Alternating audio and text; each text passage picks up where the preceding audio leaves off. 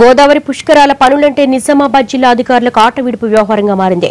పర్యవేక్షణ పేరుతో అయితే కందకుర్తి కాకుంటే పోచంపాడుకు వెళ్లొచ్చి ఇవాటికి డ్యూటీ అయిపోయింది అనిపిస్తున్నారు.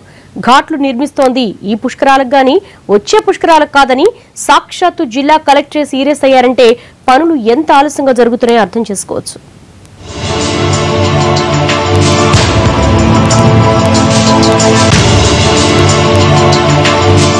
నిజామాబాద్ జిల్లాలో పుష్కర స్నానాల కోసం 16 ఘాట్లు నిర్మాణంలో ఉన్నాయి.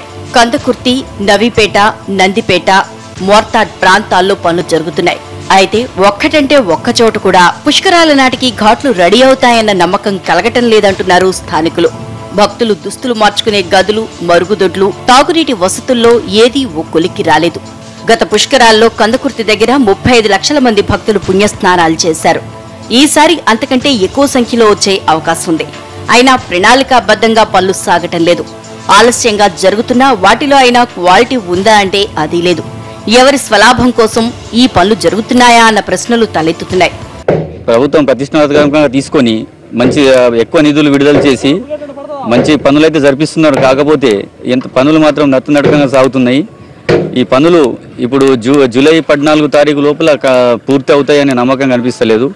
దీన్ని కొద్దిగా అధికారులు కానీ దీనికి సంబంధించిన శాఖ వాళ్ళు కానీ కొద్దిగా దృష్టి పెట్టి పనులు బాగా జరగడానికి తోడ్పాటు చేయగలరని నేను ఆశిస్తున్నాను. ఘాట్లు నది ఒడ్డు నుంచి అడుగు భాగం వరకు ఇనుప గొట్టాలతో రేయింగ్, ఇనుప జాలి ఏర్పాటు చేయాల్సి ఉంది. ఇప్పటిదాకా దీన్ని ఊసేలేదు. పంచాయతీరాజ్ శాఖ ఆధ్వర్యంలో చేపట్టిన 12 రహదారుల నిర్మాణ పనులు కూడా గందరగోళంగా సాగుతున్నాయి.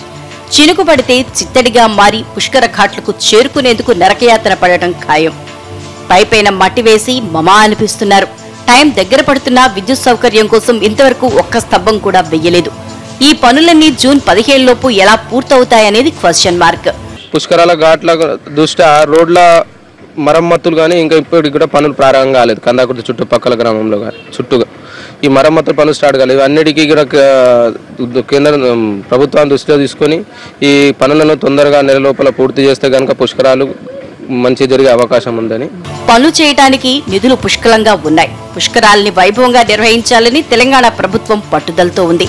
అయినా క్షేత్రస్థాయిలో పరిస్థితి ఏమాత్రం ఆశాజనకంగా లేదు. ఉన్నతాధికారులు ఈ విషయంలో జోక్యం చేసుకుని వేగం పెంచాలని కోరుతున్నారు నిజామాబాద్ వాసులు.